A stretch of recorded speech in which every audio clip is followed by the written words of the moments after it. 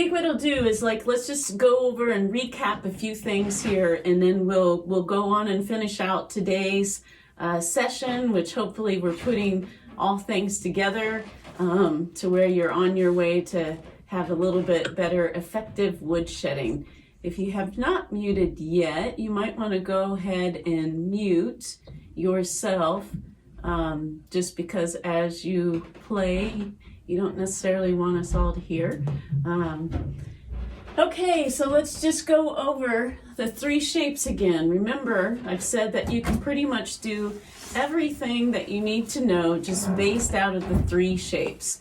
We started with the 2-3 shape, which also remember that it's movable, which means that you can play that 2-3 shape down in the low register, in the middle, and the high register. Now remember, they're just different chords, but it's still available for you to do what you need.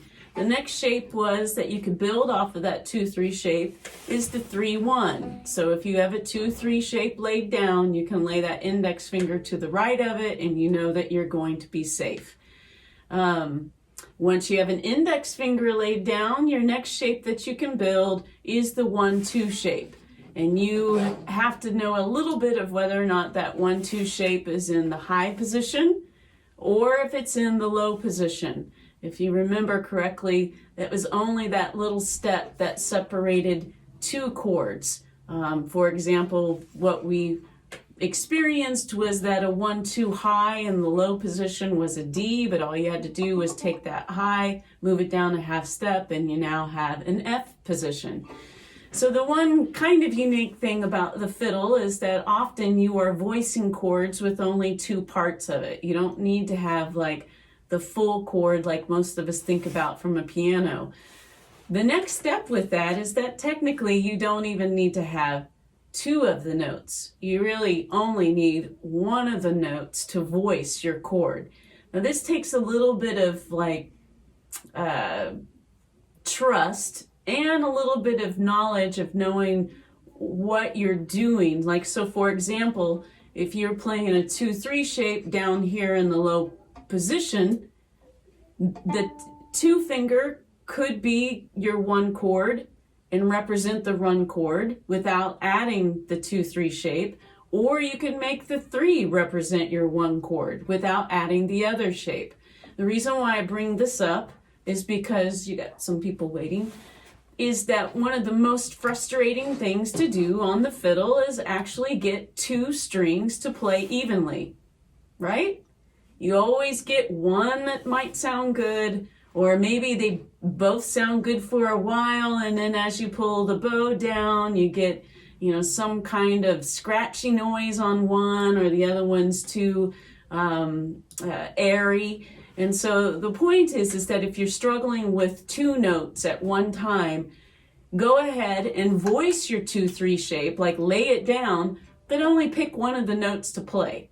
At least you're still getting the 2-3 shape down.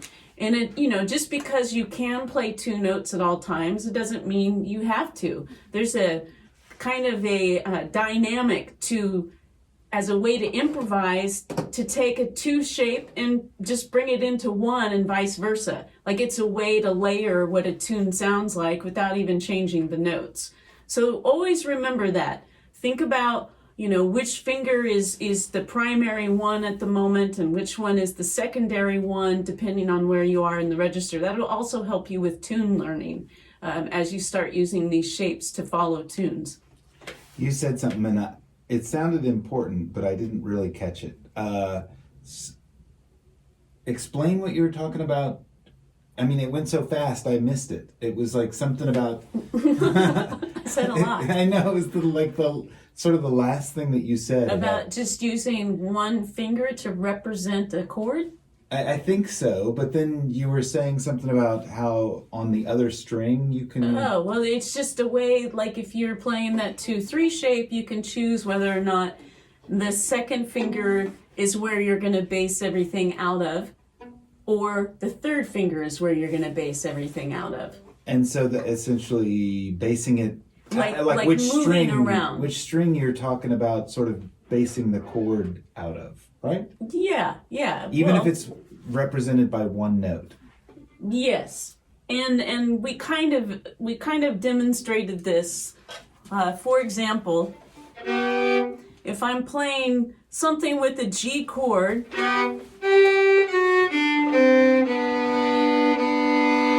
I would know, because of this 2-3 shape, that I could walk out of a 3 shape, like the third finger, and go into the 2-0 shape, or I could walk up into it. So you don't, I guess my point is you don't have to think of them as being connected at all times.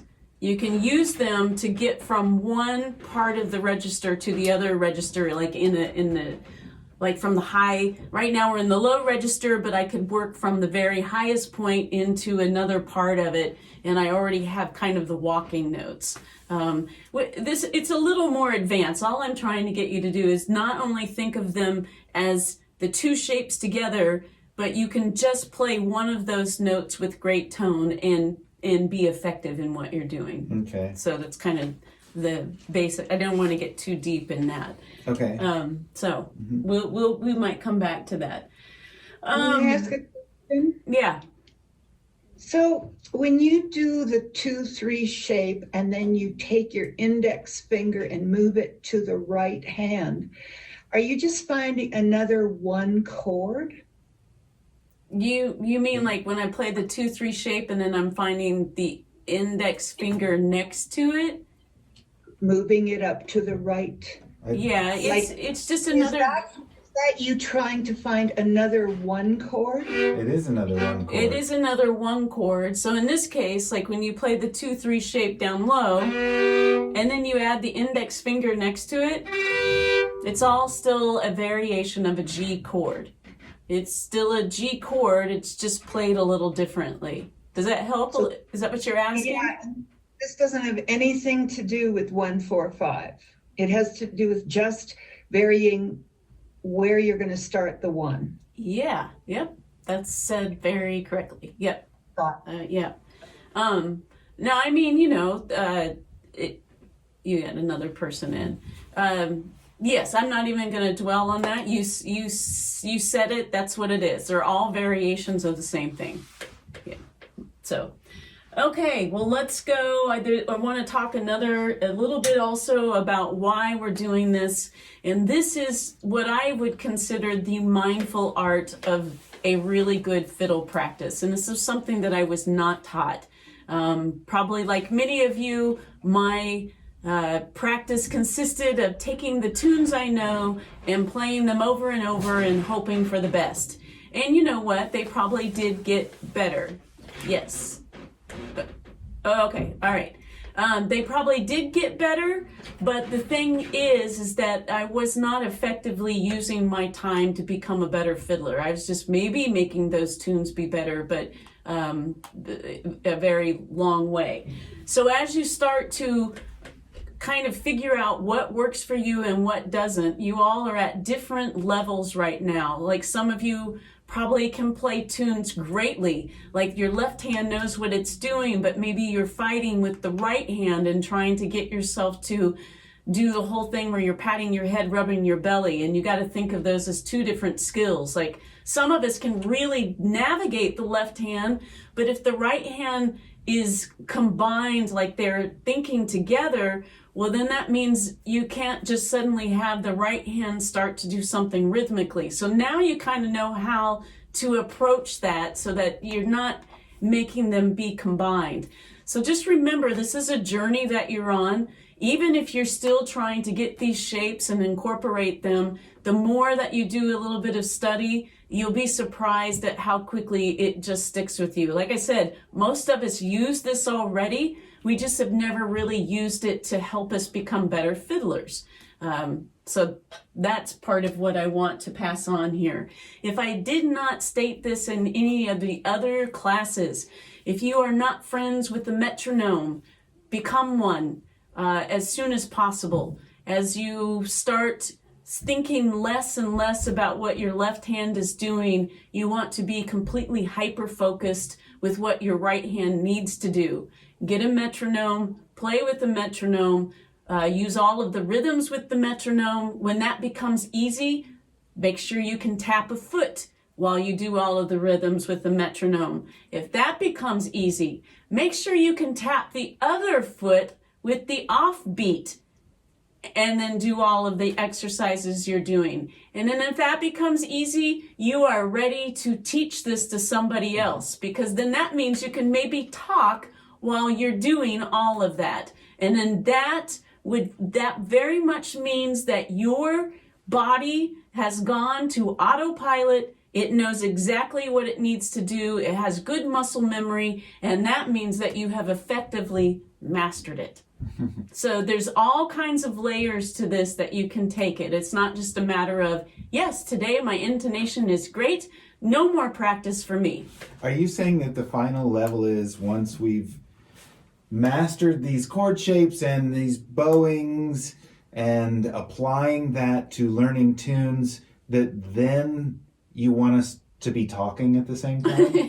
Yeah. How many times have you tried to say one more time and messed up? Come on. Basically, each time I do it, it's one more time. It's a kind of funny how trying to explain that there is one more time will just ruin the last time through. So you get what I mean. We've all been there. Yeah, and and the next step after that, if you can cook breakfast for any of us while you're doing all of that, then I will start paying you some money to do all of the teaching. I'm just going to be working on saying one more time while I play my tunes. That's part of my practice. That's funny. Okay, so the other thing I got to thinking about after the metronome, because the metronome is very humbling. If you haven't played with one before, it's one of those moments where you ask people how their rhythm is, and I have great rhythm. I don't have any rhythm problems. You don't really know that unless you've spent a lot of time with the metronome. Even those people who have spent a lot of time with the metronome are normally humble enough to tell you that it's definitely not as easy as one thinks it is. We have a bunch of cool metronomes around the house, old ones and stuff like that, but I also use one because I agree with Tricia that metronomes are just kind of like one of the most important things one of the most important tools in learning music. But I use an app called Soundbrenner. I think it's a free app and it's real simple. Soundbrenner, Brenner. It's just a free app for the phone, very simple and very effective. But it's so important. Actually worth to put together kind of some interesting things like that, because I don't really use anything, but I'm sure other people wouldn't mind having good suggestions to stuff like that. So, okay, after the metronome, here's your thought with fiddling. You need to understand timing, how to work with timing. After timing, you got rhythm. So there's kind of a difference between timing and rhythm, because with one of them, nothing ever changes, but with the other, you can do all kinds of things with it rhythmically. So one, being able to understand what it means to be on time, and then two, being able to break up that time so that each and every moment that you do something different, you're not losing time. So those two things go hand in hand. After that, then you have intonation. It's amazing that so many of us focus on intonation for so long, where we sometimes forget about the two big pieces. And as you've said before, you can make, You can have music without melody, but you can't have music without rhythm. So unless it's abstract music. Just think about that a little bit. And then the last but not least is your ability to vary what you're doing. And we haven't really talked about this before, but since you are now kind of learning things from a chord base, that means the easiest way to improvise now is to take things out and boil it down into more of a chord sound and rhythm sound. Wait. Okay. That sounded like another important point that went by a little too fast. So you're saying that one way to improvise is because one would assume improvising is adding more notes. adding more notes and flourishes, but you're saying you can take stuff out and it changes what's going enough musically to make it sound like improvisation. And believe it or not, with the practice that we've done with like even just G, C, and D, G, you have already have laid the groundwork to be able to improvise on almost all of your G tunes. Think about how a tune is built. It's built upon beats. So that means each time that a beat goes by, it is going to be representing a G shape, a C shape, or a D shape. At any moment through that shape, you can choose to not play all of the notes that are there and to do a rhythmic chord thing. You could even choose to bounce over and hit the drone. It's just all there. I guess my point is you don't always have to add things into it. You can use what you now know about chord shapes to incorporate that into your improvising. Well, most of us that play old time, myself included, don't really improvise, but I guess you could apply that to variation too, because you want to kind of vary things a little bit to keep it rhythmically interesting. I guess that's what I'm meaning is the variation with I mean, you might actually do a little more. I think about it a lot. What I would consider improvising, but variation is definitely an important factor in playing old time fiddle. Yeah. Okay, so that was my giving you a pat on the back, saying that you've got everything that you need, so keep working on it and make sure that that is primarily now what you're focusing on when you're practicing. I don't think you need to do this kind of practice where it takes over any kind of tune learning, but right now, if these things still aren't coming to you, you should, I would say that spend as an equal amount of time going over shapes and understanding how to navigate the fingerboard as you do with learning a tune. And we got some questions. Maybe we should take a look at those. There's something in the chat. Oh, okay. Can you see that? Yeah, I'll bring it up. I just want to make sure I'm not missing anything here. Can I give an example of that? Might have missed when we the might have question missed came that up. was Stephanie. You wanted to. Oh, okay, all right. Yeah, I will. I can't actually see I that can part. see it. My You remember I just got new glasses. I can't see it. when we like looked at we didn't look at this, but one of the ideas, I think there was Flatwoods in there. I was going to use that as an example of understanding how chord shapes work, and I'll just show you this real quick, and then we'll move on. Can I hear just your A real quick because I hear him out.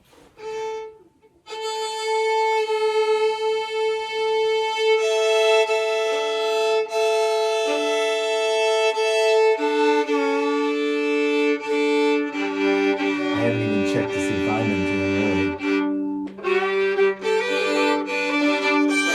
really. Pretty good. Just let me do this real quick. Okay, so I'm just going to take a tune. Here's the simple kind of, I'm going to just call it the generic way to play Flatwoods with the notes.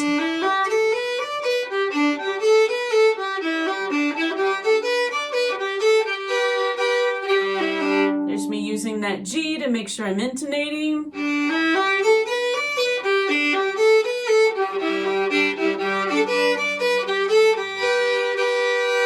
So that's the notey pass of the A part of Flatwoods. And now have a listen.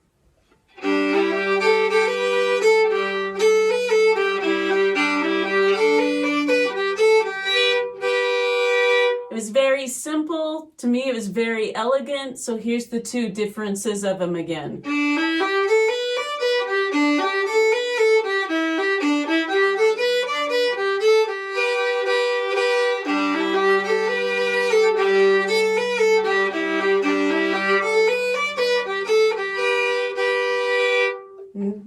Makes sense? Yeah. In this, played up to speed, using something as simple, like I said, as taking out a few notes and hitting the chord shape, makes a big difference. You don't have to do a whole lot with that.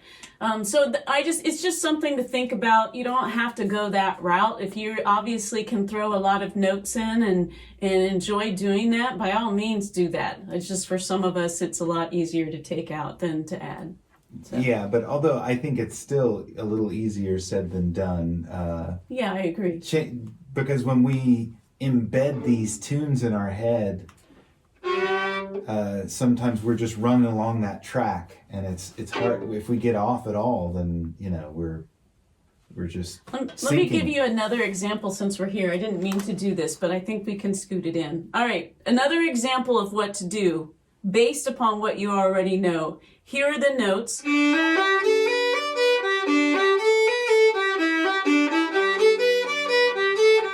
Variation number 1.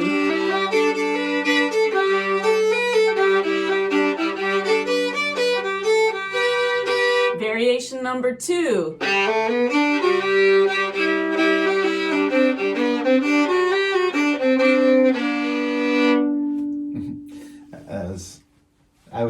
I wouldn't be able to follow that.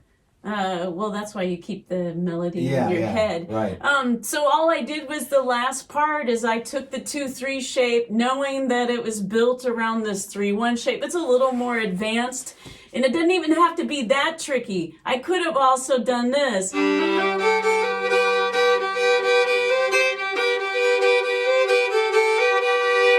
And that is the same as...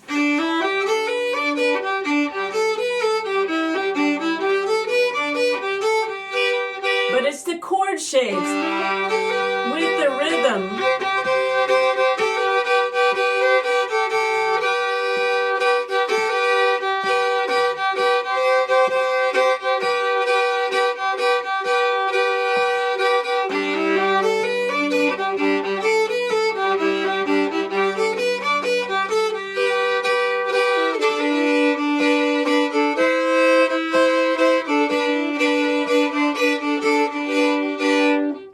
And in the last one, I'm actually just voicing what the chord shapes are, and I've added a traditional in lick to fit in there. But it's worth it to you to take tunes like that, sit down, look at what the chord progression kind of sounds like what's happening on the instrument on those beats. Are you voicing a G chord? Are you voicing that C chord? And then boil them down to the rhythms that we've done. I mean, the tune of Flatwoods sounds like this. Let's see.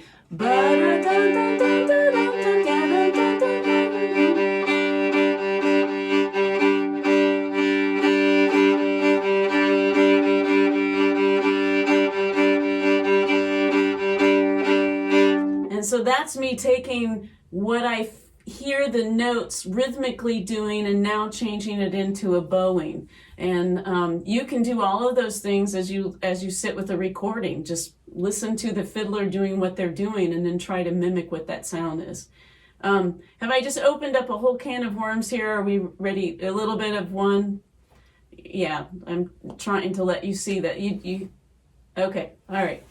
Okay, here's what we're gonna do now. I really wanna go back and look at these shapes. We're going to, we've kind of done this already where we found all of our G shapes in all of the registers now. Oh, no worms, good. All right, so what we're gonna do is that I wanna cover, remember for G, we had a 2-3 shape down low. Let's go ahead and find it. While we're here, let's figure out.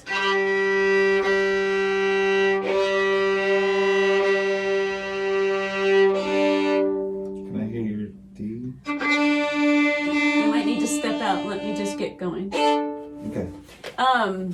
Remember to break up the chord shapes. We started with the 0-3, went to the 2-3, then went to the 2-0, and then the open. Now let's get ourselves back into that where we've anchored the third. Because if we wanted to take that G shape and go in the middle register, all we need to do now is add which finger to that ring finger? Yes, that index finger goes with it, so now the G has a 3-1 shape in the middle. And if we remember how to get that 3-1 shape in tune, you start with the O1, go to the O3, back to the O1, and then back to our 3-1. Check it with that G. Always keep that handy. And now let's go up. If we needed to go up into the high register, we've got an index finger to anchor whatever, or to help us figure out what comes next. And if you remember what comes next, if you had a 3-1 shape laid down, you only got one finger that's available, right? And that is your middle finger ready to play on that E string. And you are looking for that G note, which is the 1-2 low. We haven't necessarily learned how to get this one in tune. The only thing I can tell you is that if you're voicing the 1-2 low, good luck. That was kind of a joke, but hopefully if your index finger was already in tune, you can get the 1-2 in shape. The one thing we have not, are in tune, sorry, not shape. But the one thing we haven't learned with this is that when you have a 1-2 laid down, you can put a ring finger on top of the index finger on that A string. So now keep all three of them down and you have the 1-2-3 shape. That 3 is actually a D note. So when you voice this 3-2 shape, it should drone with the open D.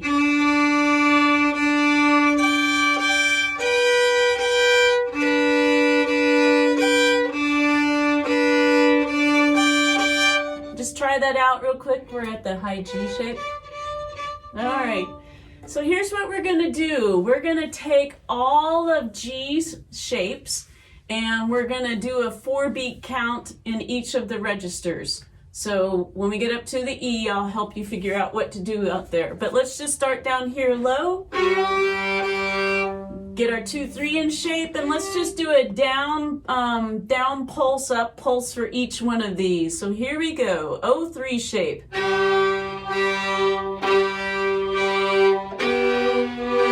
do 2-3, 2-0. Open, open. Now we're going to go to the O1 in the middle. We're going to keep going with G shapes here. So we are now getting the 3-1 in tune. To the O3.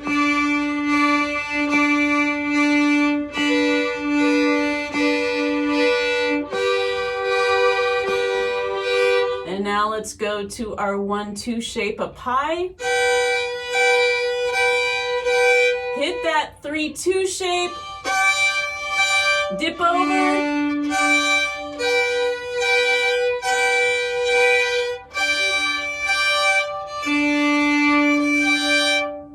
And that's all we need to do right now. Just want to make sure you got everybody getting that 3-2 shape. It might be hard to get it in tune. Just know where it is right now and you can woodshed it later. Okay.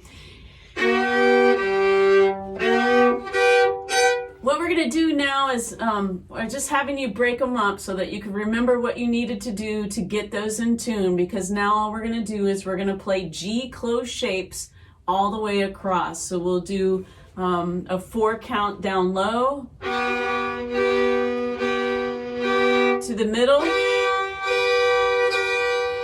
to the high. You can also voice that one together, and then back to the middle. But we're going to just do 4 for each of them. So here we go. 1, 2, 3, and 2, 3.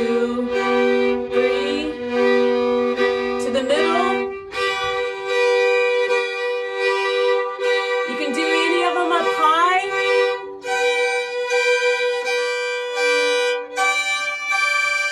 Back to the middle.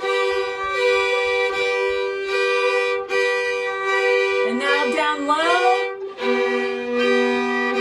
You know how to check yourself if something doesn't sound good in the middle.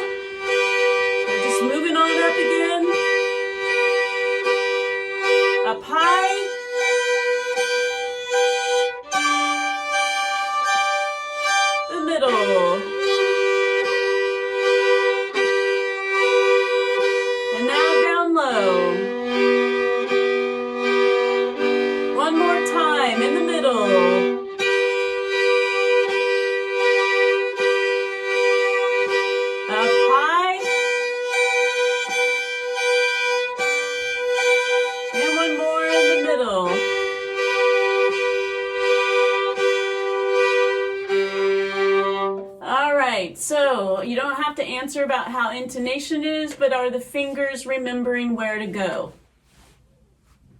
Kinda? All right. Better than what they knew where to go 3 weeks ago. That's good. All right, let's do our C shape. Remember, we have a 3-1 shape down here in the low part. If you remember what happens in the middle, we have that 1-2 low, so that also means you also have that little bluegrass shape to add there if you want. And then up high, C has that exception. We're going to go on ahead and just use the 2-0 shape as opposed to the barred 2 shape. So no barred 2, just a 2-0. So same kind of thing. We're going to move up and then back down, doing a 4 count for all of those. Get your C shape in tune, however way. I use that whole 1. Here we go. 1, 2, to the middle.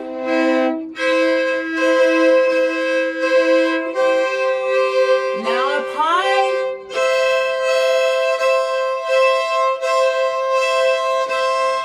To the middle. Down low.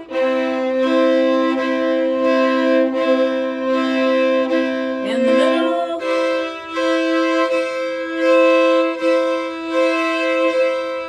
Up high.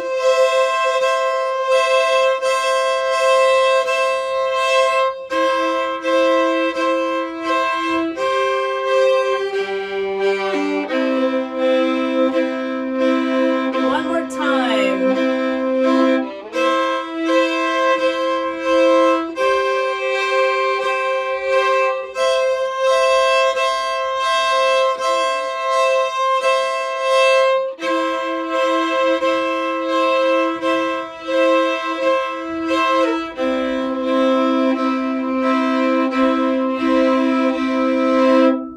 Good, all right. Let's finish out D. Remember, D is a 1-2 down low. That's a 1-2 high. And then once we get into the middle, we have a 2-3 shape. And then once we get up high, we have a 3-1 shape. So let's get D. Get your D shape in tune first. Something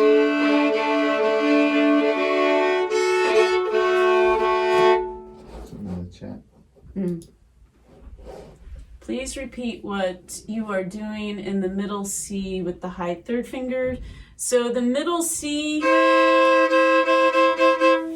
when you have a 1-2 low shape, just remember that you can put the ring finger on top of the index finger. It's different than the 3-1 shape. These aren't related. This is just an extra thing that you can do. It's the same thing that we did with the key of G.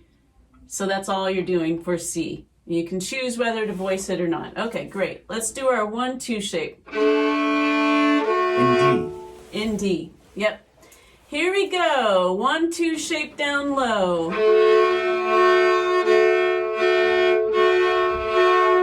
the middle. Up high.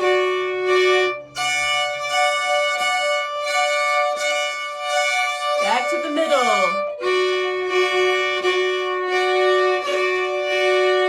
Down low. Up again.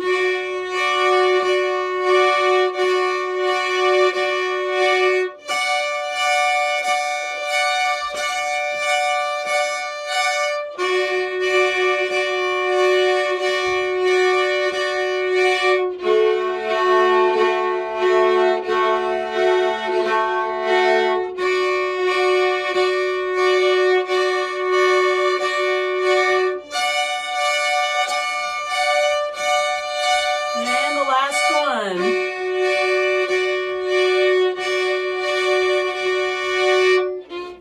Okay, well, here's what we're gonna do now. So now that we've kind of covered everything and we've thought a little bit about this and we've revisited all of our shapes, now what we're gonna do is stay in one single register and go through our G, C, and D back to G chord progression. So we've done the low registers so much that this one should be a piece of cake to you right now. That means we're starting with the 2-3 shape down here, to the 3-1, to the 1-2, and then back to the 2-3.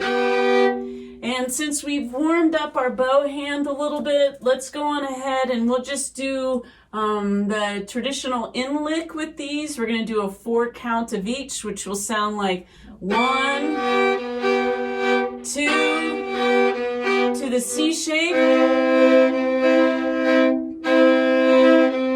to the D shape, back to G.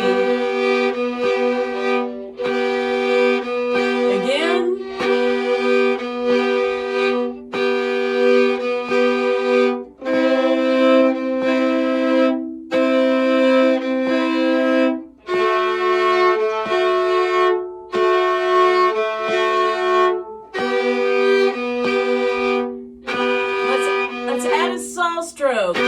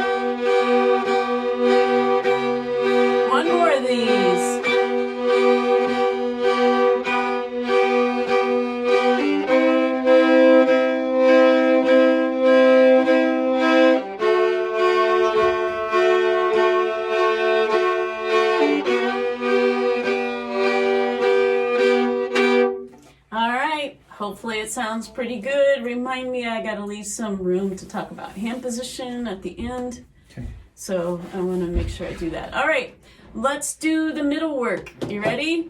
How's everyone feeling? We're gonna do the same sort of thing. So we're still doing G, C, and D back to G again, which now means our shapes have become 3-1, which is G, 1-2 low, which is C, or you could add the little bluegrass, to the 2-3 D, and then back to G. Here we go. Start with just the traditional in lick.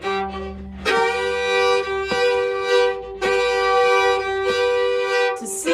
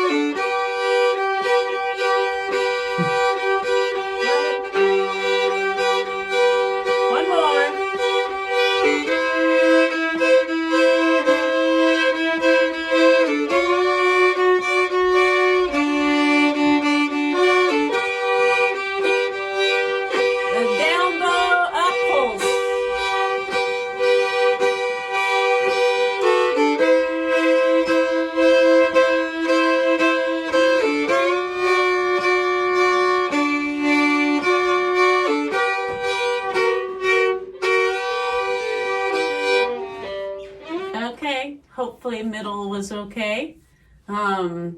Let's do high. So high is different. Remember, for our G shape, you think through them for a second. We have a 1, 2, low. For the C shape, we decided that we will do a 2 open. You can go ahead and do the 2, 2 barred if you want. And for our D shape, we have a 3, 1 shape. You laughing at the cat? Yeah. We understand the cat.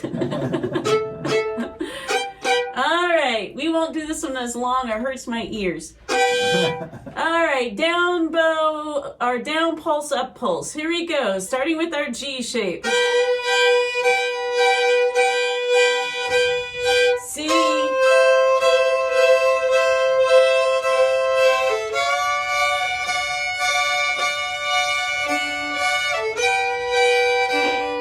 All right, do the in lick.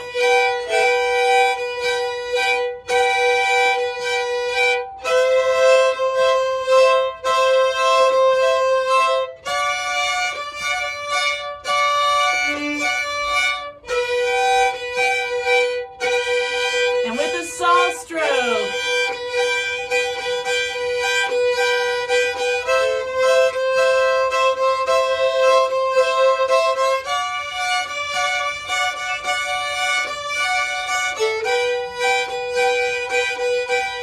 Double lick.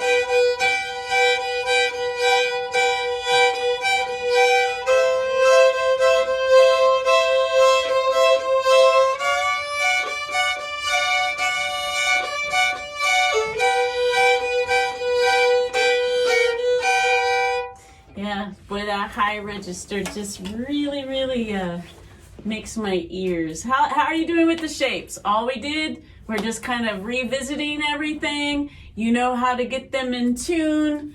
Let's see. 15 minutes. Yeah, I see that. Let's see, I think what I would like to do. Here's what we're doing next now. We're putting all of it together. You're gonna do a 4 count of all of your G shapes going up and into the middle, and then a 4 count of the C shapes going up into the middle, and then a 4 count of the D shapes going up into the middle. So it will sound like this. And then to C, to D, and then back to G. But we're going to do these, of course, with all of our stuff. Now, as I've said before, if you've got a shape and it sounds like this, and you're not sure what's wrong, go ahead, lift up, get it in tune while you're playing. So here's how it would be. Let's say I said to get started, and you got this, but there it is. You got plenty of time to get it in tune, so make sure that you have done it. That sounded horrible, didn't it? Yeah. All right. Here we go. So 4 counts for each of them. 1.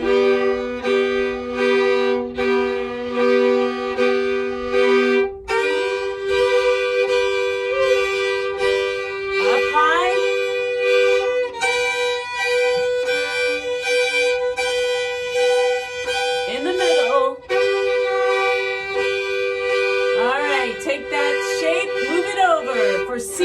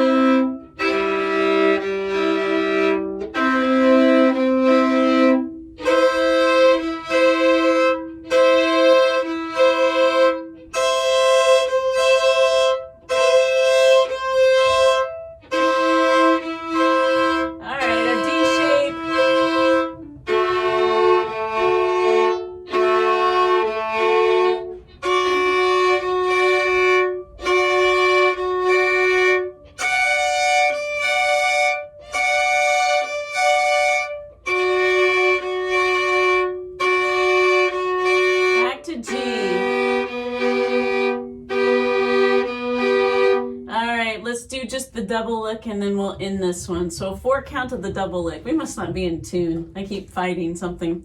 Well, I never tuned properly. Yeah. All right, double lick down here for the G. To the middle. To the high.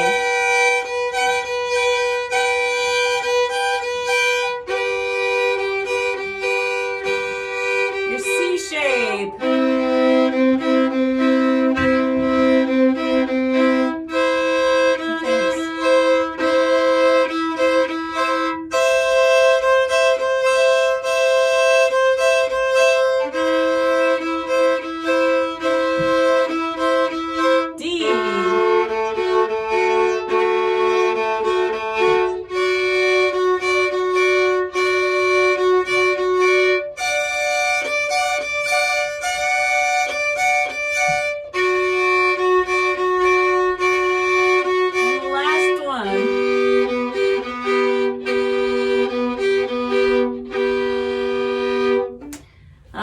Hopefully you are finding a little bit of success with all of this. Remember, I'm taking you through what I would think the ultimate practice would be. If you're still fighting getting those shapes in tune, break them apart, use your open strings, and get it to where that is ingrained in your hand so that you're not fighting the intonation.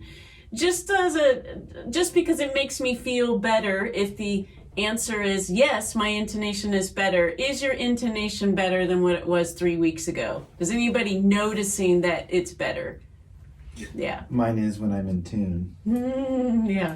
Hopefully the other thing that you'll find is that you've become a little more aware and more focused on your tuning and whether or not things are in tune, because that was a big aha for me. And even Howard and I sitting here, one of us is just a little bit out, and it's really hard to figure out what to do because you're wanting to fix something. I want to address a couple more things before we're done here today. Someone had written and wanted me to talk a little bit about left hand position. So I'm going to give you a few things to think about with your left hand. We've talked a little bit about our right hand and what to do with bowing, but we haven't mentioned much about our left hand. So I'm going to give you a few things to think about. What I have my students do when they're sitting here in front of me is I have everybody lay down what I consider the 4 fingers for an A scale. So if you think about what you're playing for an A, you have that A, a B, a C sharp.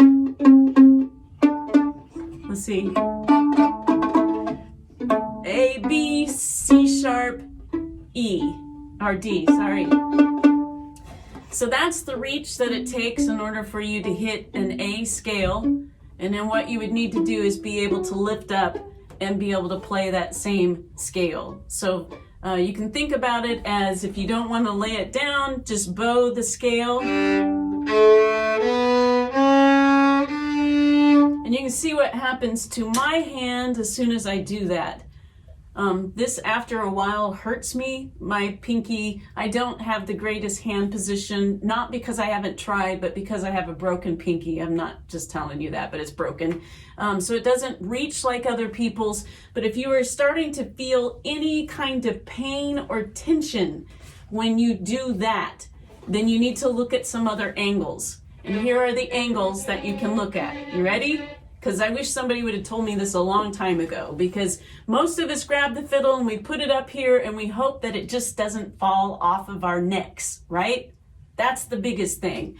Once you get where you're not worried about it falling off of your neck, you can consider whether or not you have it too far to the side. So playing clear over here really makes the angle of my arm not feel the greatest. I have a tendency, if my head is pointing towards 12 o'clock, my fiddle is at an angle of about 10 o'clock. You can look at yours and see what feels comfortable. But you might be surprised that if you pull it even closer to like 11, you might change the angle that feels better. Or if you pull it closer to 9, it might feel better for you. So there's one angle that you can tweak. The other angle that you can tweak is whether you hold your fiddle like this or whether you have a tendency to hold your fiddle like this. Mine is always kind of down at an angle. It's what feels comfortable to me, but that's only because I'm not trained and I just ended up picking up the fiddle. If you are experiencing pain at any time during your fiddling, I'm just telling you to look at these angles. The last one, well, there's two more. Another one that never dawned on me is the tilt of your fiddle. If you have it tilted like this, think about what happens to your left hand. It has to reach over a lot further than if the fiddle is tilted like this. So make sure that the tilt of your instrument is the most comfortable for you. And it could be that you might need to look at all three of those. And then last but not least is the placement of the shoulder rest. It's crazy how just the ability of moving this over the slightest bit will change everything that you're used to. So if you haven't really paid attention to where you put your shoulder rest each and every time, think about it now, because those four things I just told you about, your shoulder rest, the tilt of your fiddle, the angle where it's at, and how high or low it is, has to be the same each and every time you pick up your instrument. If it's not the same each and every time, and if you have the tendency to change those things, you will fight with left hand intonation until you have solidified those four things. So think about that. If you have a day that you're fighting your intonation, if you have a day where things are hurting, just make sure that you are holding the instrument the way that you are used to holding it. And if you're not sure how you want to hold it yet, go stand in front of a mirror and move all of those angles around until you feel nice and relaxed. Because that's one thing that I think would have helped me as a fiddler. I just did what I saw because I lived around a lot of fiddlers, but it does kind of help to hold the instrument in kind of a classical fashion. The reason why it's held that way is to utilize all of your muscle strength and the ability to do things economical. I think that's ergonomical is what I'm thinking. Well, it's economical too in some ways. I guess so. So, I'm not, I said it before, I'm not trained, but when I'm playing in some of those keys like A standard and C, where the reaches are a little trickier, I definitely hold it in a fashion that it looks a little more presentable than some old-time fiddler who might just sit down here and do this type of thing. So it's funny because I always think that I try to adopt a more classical hold. I've been trying to do that for a while just to reduce pain and be more free with the instrument. But when a classical player sees me, they kind of laugh at they say, "Oh, I love the way a fiddler holds their fiddle." Well, So it's never really right. So don't worry too much about looking like a classical player. well, If that's a concern. unless you are, and then you should worry about it. So, I just wanted to mention that because I think I had a couple people write me and say that they were starting to experience a little bit of pain, and I think there is some muscle that you start using when you're laying 2 fingers down and 3 fingers down. We haven't talked about this before, but all of those shapes, whether it be the 2-3, some of my practice is playing the 3 finger shapes down, which you can easily do on the bottom half. For example, that's the G shape right there, and I might practice holding the whole shape down. There's the C shape, all held down with all 3 fingers. D shape.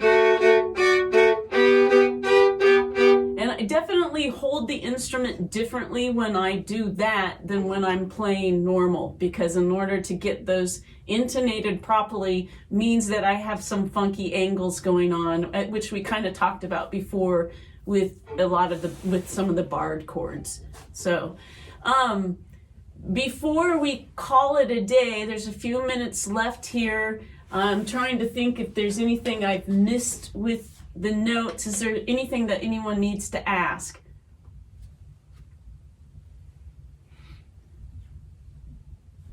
Any approach to coming up with harmony lines to the melody?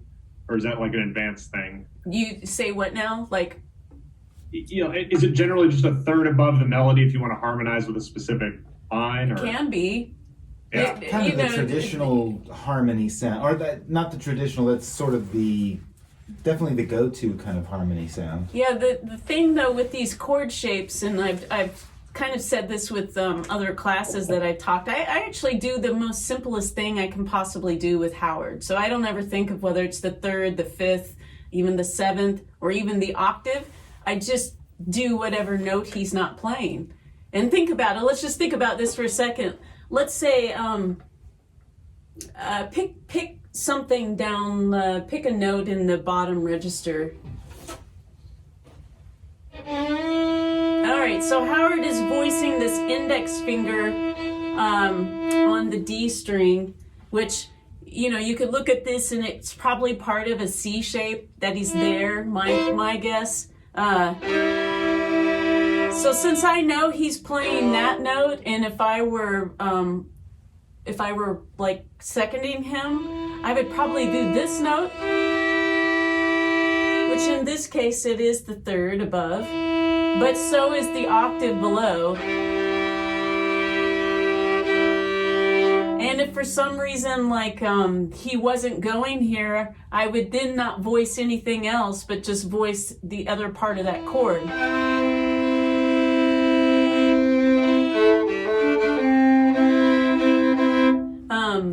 Maybe it's fun to demonstrate those things, but I don't ever think about, well, he's playing there, so I'm going to go a third above. I just pick the note that he's not on.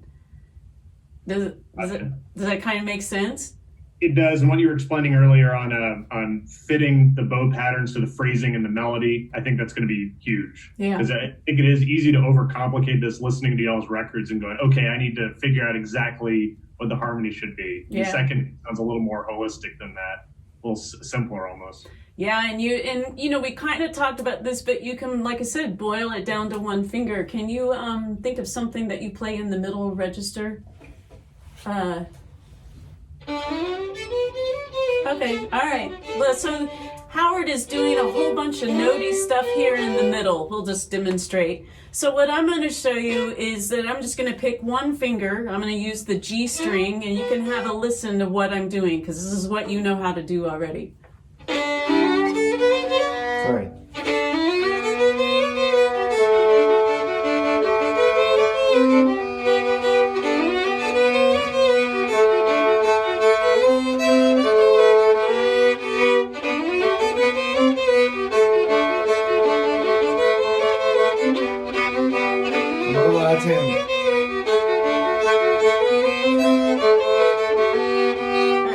So that's just with one note. Now watch what happens when I give him an open D string.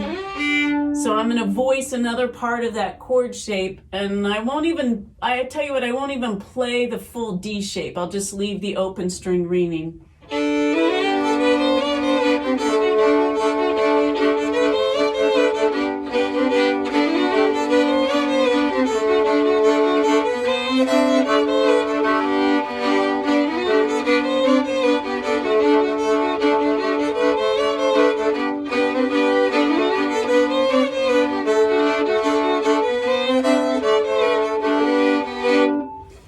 Trying to mimic some of did you see the in lick at the end at the tune? So when I know an in lick's coming, the easiest thing to do is just to bow it with the fiddler. Boy, talk about just hitting a few in licks every now and then. It makes it look like you know what you're doing. That's not all that difficult, but you can see that already. And yes, this will be in part 2. What we're doing right now, this will be taking all of the stuff that you kind of know now and learning how to apply it, whether it be through seconding or your own tune learning. So, did that open up any other questions? Because that is a can of worms. Yes. I just wanted to ask if you wanted to talk a little bit more about part 2. Yeah. So yes, part 2 will be, since I haven't done it yet, the first class will be the guinea pig, but we've already put together kind of an outline of what to do. So one of the classes will be a tune learning class. So I'll bring down a tune that is new to me and slow it down and then go step by step what I do to learn a tune, which has a lot to do with understanding what notes sound like when they've been noted as opposed to when they're open, so that you know what tuning they're in, what chord they're in, and walking through that a little bit. I know that will be one of the classes. One of them will be taking a tune and breaking out the bowings for it. Now, it might just be the same tune, I don't know. And then also learning how to, so there's the tune, which actually takes a lot of effort for us all to get the right note, right? Because there's only one right note for the tune. But for seconding, there is so many options that lends itself to a whole class of like, there's so much ice cream, how do you know which flavor to choose? So, sorry, that was a joke. But the thing is that there's a lot of talk. So there'll be a class in that. Finding the tunes in those shapes. Yeah, too. finding the tunes and the shapes and how to boil them out. So that's what part 2 will be. It could just be a hot mess, or it could be, something that might change your life. You never know. But we'll get something going with it. Anything else? Oh, I got a little bit lost when we were doing the D's. I feel really comfortable in the middle register and in the high, but I forgot where I'm supposed to be in the low register when I'm playing the D. The D is that 1-2 shape, that 1-2 wide shape. That's an easy one, I think, to get lost on because it feels a little less natural than some of the other chord shapes. So you kind of have to drill that one into your head a little bit to know to go to it. Well, and also I'm going to point out the reason why it feels a little unnatural is think about your D tunes and how many of them that you go down into that G string and hit that note, which is not very many. Because why? Well, because most of us like to play with the high bass. Why do we like to play with the high bass? Well, because we don't really need that open G string, right? So, but the more you practice that 1-2 shape, it will be...